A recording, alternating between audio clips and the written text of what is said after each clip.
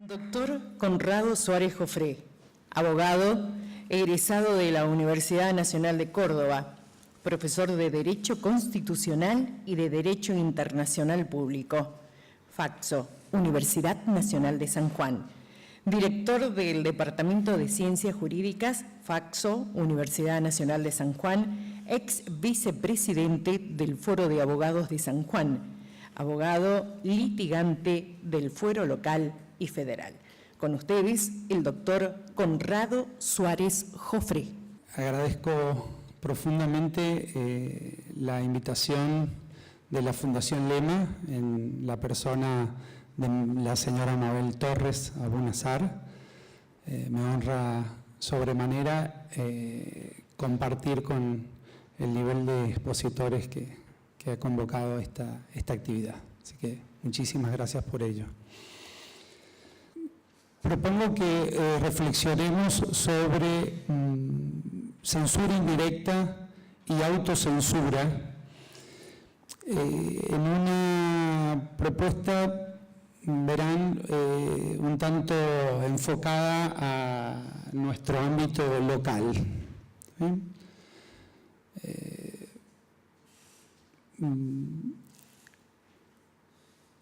Es hoy día una verdad, un dato necesario que plantearse la organización social depende en gran medida, si no en forma absoluta, de la dimensión que tengamos de nuestras libertades. Es decir, en la medida que los individuos le demos un sentido y alcance a la libertad individual, a la autonomía individual, será a partir de ello como vamos a posibilitar la vida en convivencia. Entonces, sobre la base de esa idea central, yo me formulo una pregunta guía, que es: ¿integra la libertad de expresión nuestro sentido individual de libertad? ¿Es la libertad de expresión parte de la idea social de libertad? ¿Tenemos una cultura que incluye la libertad de expresión? Bueno, lo dejo como una pregunta planteada, también un interrogante planteado. Por censura directa conocemos bien, es bastante sencillo, podríamos decir, aquello que identificamos con la idea de la obtención de una licencia, de una autorización, de una venia para poder exteriorizar lo que pensamos.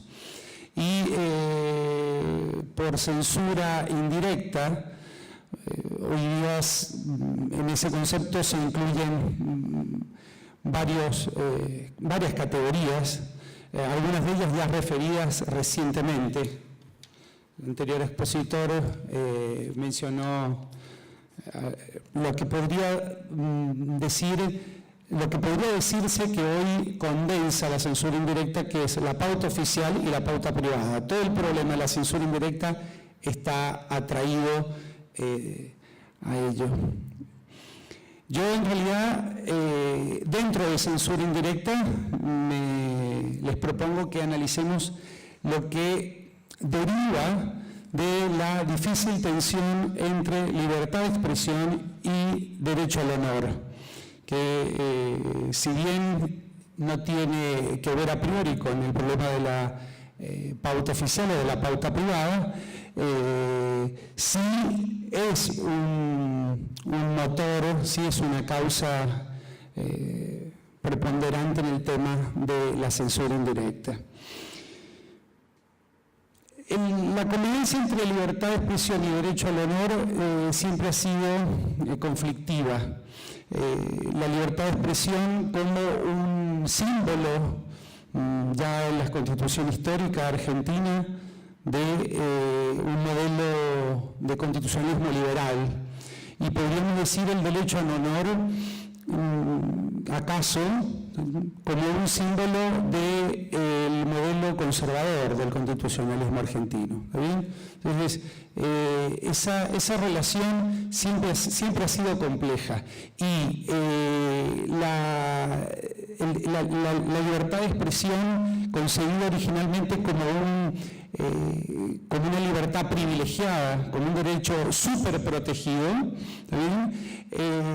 prontamente en la jurisprudencia, prontamente en la respuesta de los tribunales, empieza a tomar un cariz de no derecho absoluto, sino un derecho sometido a las responsabilidades ulteriores.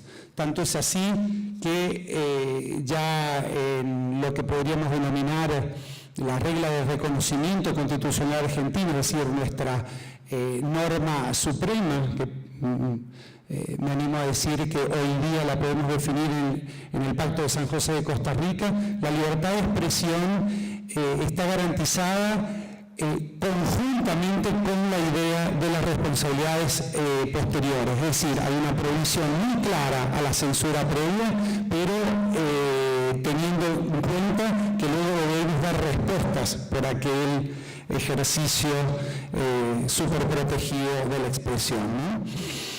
Esto no trae pocos problemas, por no decir este es el germen del problema, porque ahí aparece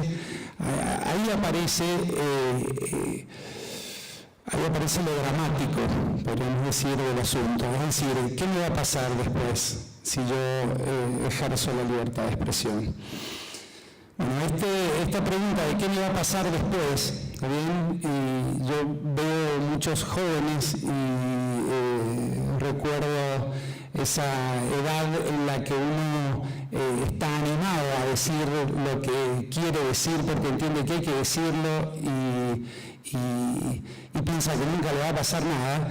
Bueno, cuando a las personas les pasa algo, es decir, cuando tienen que dar respuestas luego, bueno, viene un proceso que es el proceso de autocensura, el proceso quizá más letal dentro de la libertad de expresión.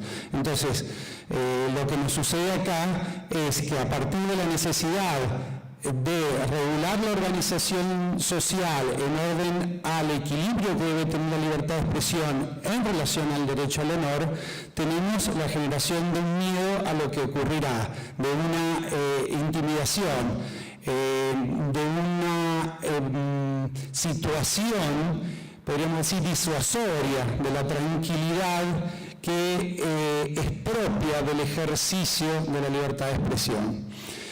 Este problema no ha sido ajeno a quienes este estándar de regulación, de equilibrio entre prohibición de censura previa y responsabilidades ulteriores, bueno, han tenido que, contemplar este problema de la relación inversa respecto de la libertad. Es decir, tenemos una libertad de expresión garantizada, más con necesidad de responder posteriormente. Eso, en última instancia, genera una limitación y una autolimitación. Bueno, dentro de la jurisprudencia norteamericana, no vamos a desarrollar la jurisprudencia norteamericana, también se generó, digo esto no tengo porque a veces la conjunción de abogado hablando de cuestiones jurídicas significa o hablar de leyes o hablar de casos judiciales y bueno, eso sé que es complicado. Entonces, bueno, pero a partir de la jurisprudencia norteamericana se va generando un estándar de protección, intentando evitar ese efecto intimidatorio respecto del ejercicio de la libertad de expresión y podríamos decir que culmina, quizá arranca, también depende de donde se vea, con la concreción de lo que se conoce como doctrina de la real malicia. Sin intención de desarrollar acá la doctrina de real malicia, sí es necesario graficarla y decir en dónde estamos parados al respecto, toda vez que podemos decir que los estándares interamericanos y los estándares nacionales de protección de la libertad de expresión se ha recogido ese nivel de protección. Esto es, en definitiva, una decisión jurídica, judicial, pero que la podemos identificar con una posición política al respecto. Ahí hay una decisión de política constitucional. En orden a entender los derechos. Y se puede graficar en esta idea. La regla es asumir que se corre el riesgo de que aseveraciones que no sean correctas, aseveraciones falsas quizá, queden sin sanción, ¿sí?, favoreciendo la difusión, la divulgación de las ideas. Ya aquí se han referido a la virtuosidad respecto de la democracia, en orden, o respecto del proceso democrático, en orden a la necesidad de maximizar la circulación de las ideas.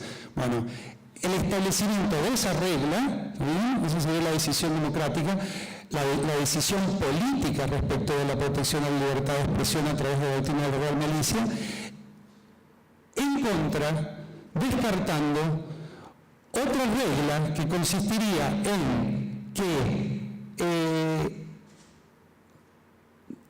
sancionar absolutamente todas las afirmaciones inexactas, incorrectas, falsas, a costa justamente de generar, de provocar un temor, de provocar una sensación de intimidación, ¿sí? Ese es el estándar en el que tenemos, y en el que nos manejamos, por lo menos a nivel de la protección interamericana de derechos humanos. Claro, esto luego vienen los ajustes, ¿no? Y de hecho Argentina, formada culturalmente en orden a aquella tensión entre libertad de expresión y derecho al honor, con una jurisprudencia muy amplia de sanciones a la libertad de expresión justamente por lesionar el derecho al honor, al buen nombre y honor de las personas. Bueno, tuvo que ajustar a partir de una sentencia muy conocida del año 2008, el famoso caso Kimmel, de periodista que podemos decir, me animaría a decir, un mártir en esta conquista social que es la libertad de expresión así protegida. Bueno, a partir de aquel fallo de 2008, adecua su normativa constitucional y modifica los delitos, los tipos penales de calumnias e injurias, excluyendo o desincriminando aquellas expresiones que tienen que ver con cuestiones de índole pública, aún versando sobre cuestiones personales. En un primer momento, siguiendo esa modificación, digamos, el riesgo a ser perseguido en el ejercicio de libertad de expresión penalmente, bueno, digamos que se supera, pero subsiste, y subsiste en el sistema constitucional argentino, el tremendo temor de la reclamación de la indemnización por daños y perjuicios. Es decir, mira el problema de la persecución penal posterior, que claramente opera como una censura indirecta y llega a la autocensura, sino a través de esto que quizá a priori sea soslayado, pero cuidado, nada de soslayo tiene quien está frente a exteriorizar una idea, quien está frente a plantearse una investigación, hablo de los periodistas de investigación tan necesarios para la vitalidad democrática. Bueno, la gran pregunta es cuánto va a costar esto, ¿no? Nosotros acá en San Juan tuvimos dos casos que me parece dignos de mención. Uno es el por demás conocido, por demás conocida controversia entre quien es hoy flamante miembro de la Corte de Justicia, Guillermo de Santis, y quien era por aquel entonces quien conducía el gremio de los docentes. ¿También? Me estoy refiriendo a Ana María López de Herrera. Es un caso bastante conocido donde una dirigente gremial tiene expresiones que seguro penetran en el ámbito personal de quien en aquel momento era flamante ministro de Educación, y en orden a su desacuerdo con esa designación, bueno, efectúa manifestaciones, expresiones, seguro hirientes, seguro de la esfera íntima, muy prontamente siguiendo esta línea de la desincriminación de las cuestiones públicas en relación a la calumnia de injuria. Bueno, la causa penal quedó prescripta. No así la causa civil. La causa civil tiene, siguiendo un lineamiento de la jurisprudencia interamericana, un dictamen de la Procuradora General de la Nación del año 2014 que manifiesta en su último párrafo, que voy a leer, algo que a mi modo de ver parece significativo para seguir reflexionando sobre los temas propuestos. Dice, citando a precedentes muy conocidos de la Corte Interamericana, y uno de ellos en los que nos hemos involucrado, como es el precedente Fontevecchia y D'Amico contra Argentina. Dice, aunque la Procuradora no lo cite expresamente, el temor a la sanción civil puede ser a todas luces tan, ¿se escucha bien? Perdón. Tan o más intimidante e inhibidor para el ejercicio de la libertad de expresión que una sanción penal, en tanto tiene la potencialidad de comprometer la vida personal y familiar de quien denuncia a un funcionario público, con el resultado evidente y disvalioso de autocensurarse, tanto para el afectado como para otros potenciales críticos de la actuación de un servidor público. Y a partir de esta expresión, yo quiero señalar la importancia sobre la censura y la idea de autocensura, no en los involucrados en los conflictos, sino en lo que es aún mucho más grave, en los terceros expectantes, aquellos que en su rol y en su participación democrática están viendo el debate público y están viendo lo que les puede pasar en la medida en que su participación en el debate sea activa y comprometida. Llego así a el recuerdo de un caso, no recuerdo la carátula, no recuerdo el nombre, pero todos lo vamos a recordar y quizá aquí nos va a ayudar el abogado patrocinante de aquel caso, porque está presente. Se trataba de jóvenes que frente a una elección convocada para enmendar la Constitución provincial, quedaban afuera de la votación por no estar incluidos en el padrón. ¿Está bien? En el padrón que se iba a usar al respecto. Estos jóvenes reclamaron, por vía de una acción de amparo, la participación, lógicamente, y se encontraron con la infausta situación de que la jueza interviniente remitió las actuaciones del amparo a la justicia penal,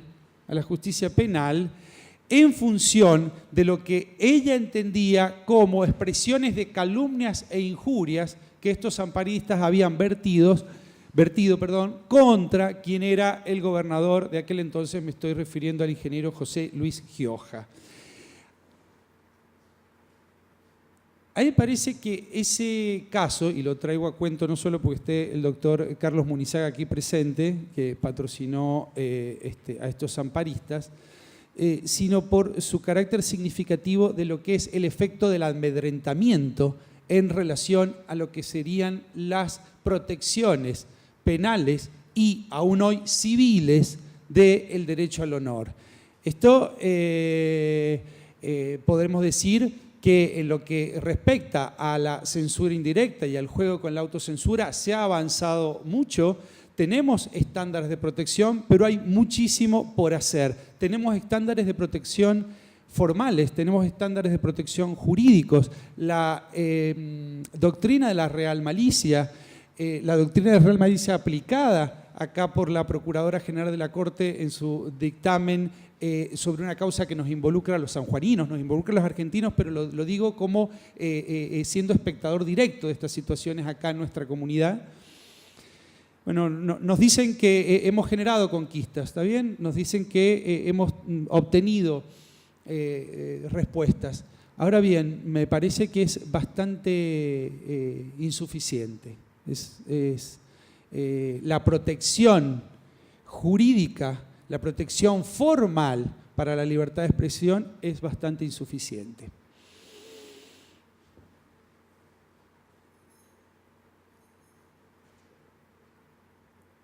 Y me voy a intentar explicar por qué. Pasa con la libertad de expresión como pasa con la libertad en general. Depende de en qué sentido tomemos la palabra libertad. Es un consenso, hay un consenso entre los teóricos en que al menos podemos ver la libertad en un doble sentido. En un sentido negativo o meramente subjetivo, por libertad entendemos la ausencia de obstáculos para desarrollar nuestras voliciones. ¿Está bien? Entonces, en la medida en que no hayan elementos externos que impidan nuestro libre albedrío, nuestro desarrollo de la autonomía individual, de lo que nosotros pensamos hacer de nosotros mismos, podemos decir que ahí hay libertad. Quizá la primera conferencia del doctor Eiben giró sobre esta idea de libertad en sentido negativo, libertad formal o libertad en sentido netamente subjetivo, o por lo menos reunió muchos elementos que tenían que ver con ella. Pero aparte de esa libertad en sentido negativo, convivimos con una idea de libertad, ciertamente en términos históricos e histórico-filosóficos jurídicos es posterior, y que es la libertad positiva o la libertad en sentido social, la libertad que exige analizar elementos objetivos. ¿A qué libertad me estoy refiriendo o a qué idea de libertad? Aquella que tiene que ver con las condiciones sociales para ejercer la libertad, con las condiciones externas al sujeto, no ya la mera ausencia de obstáculos, sino tener recursos. Es decir, con la libertad de expresión pasa otro tanto que con la libertad en general. Para ejercer la libertad de expresión no alcanza con tener recursos jurídicos formales que eliminen los obstáculos para su despliegue. No alcanza en lo más mínimo, necesitamos recursos. Así como con la libertad, para tomar un ejemplo y ser más gráfico, con la libertad de locomoción en un sentido negativo, diríamos que somos plenamente libres en el sentido de que nadie nos detenga de movernos, y alguien diría, no, perdón, el problema es que yo necesito medios y recursos, y sobre todo recursos económicos, recursos sociales para poder desplegar mi tránsito en el espacio. Si no, ¿de qué me sirve no tener obstáculos? Bueno, con la libertad de expresión pasa exactamente lo mismo. La libertad en un sentido social requiere de condiciones objetivas para que se despliegue. ¿Bien? Requiere de recursos, que, insisto, que no se satisfacen con garantías jurídicas, formales, de que no nos va a pasar algo en el caso que nosotros ejerzamos la libertad de expresión. Ahora, ¿a qué me estoy refiriendo con estos recursos objetivos? Bueno, este es el segmento más complejo, ¿no?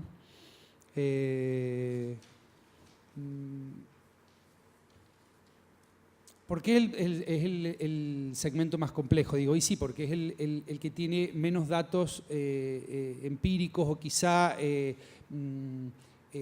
pase por una propuesta personal más que por una evidencia comprobable.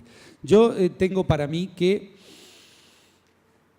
el problema de la censura indirecta y la autocensura es mucho menos un problema del efecto intimidatorio que puede generar la posibilidad de sancionar penalmente o sancionar civilmente, digo, sanción privada por aquel que se siente ofendido y que menos busca una reparación que una sanción, ¿eh? Menos está ahí el problema de la autocensura que en el miedo de la marginación social. Es decir, yo creo que el germen de la autocensura radica fundamentalmente en el temor a la disonancia, en temor a ser individualizado, singularizado en la atonalidad. Es decir, nuestras sociedades se puede identificar, y creo que en eso hay un acuerdo a partir de Hegel, como estratificaciones de reconocimiento. Es decir, nosotros pertenecemos a la sociedad en la medida en que estemos insertos en grupos de reconocimiento. Ahora, ejercer la libertad de expresión muchas veces es quedar objetado, quedar cuestionado en la pertenencia a esos grupos de reconocimiento. Es infinitamente más fácil, y por no decir más conveniente, decir lo que se piensa, lo que conviene decir, lo que a uno le garantiza ser reconocido en determinados grupos. Experiencias, y por ahí pienso experiencias de algunos últimos 12 años, nos muestran que personas que tenemos muy cerca mantienen discursos, y lo que es peor, mantienen discursos silenciosos, más en orden a pertenecer a determinados ámbitos que en orden a buscar la verdad o a participar en el proceso democrático.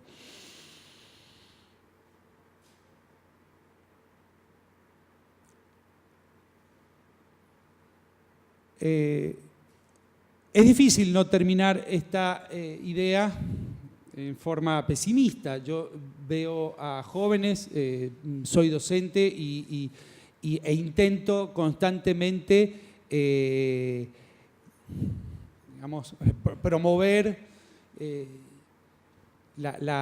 el optimismo, la idea central de que todos estos derechos, y ya se dijo acá en algún momento, no obedecieron a situaciones espontáneas o gratuitas. Las personas pusieron el alma, pusieron los cuerpos, pusieron la sangre. Son conquistas sociales, independientemente de las épocas. Por ahí nosotros ahora nos inclinamos a decir que las conquistas sociales son de los derechos sociales, los últimos que tenemos visualizados en términos colectivos. Todos los derechos han sido conquistas sociales, se perdió vidas por ellos. Y por eso digo, miren, ejercer los derechos, gozar de los derechos, requiere de nuestro esfuerzo personal. Creo que con los elementos dados o propuestos más que dados, podemos tener visualizado, por lo menos yo tengo visualizada aquella metáfora que nos daba, con la que nos desafiaba Ingmar Bergman en El huevo de la serpiente. Es decir, el problema no está en la criatura que se va generando adentro del huevo, sino está en los demás que pasivamente, y deberíamos decir aquí hablando de libertad de expresión, silenciosamente, lo ven crecer. ¿Está bien? Yo entiendo, y con esto termino, que las condiciones objetivas para desempeñar, para gozar de la libertad de expresión, para desplegar la libertad de expresión, depende de cada uno de nosotros, depende de ustedes, depende de estudiantes, jóvenes estudiantes que vayan a ser protagonistas del proceso democrático. La medida de la libertad de expresión está en el esfuerzo de ustedes. Yo no tengo una respuesta para la pregunta inicial de si la libertad de expresión está dentro de nuestra cultura de la libertad, pero sí depende del alcance que ustedes le den a la libertad de expresión que tengamos. Muchas gracias.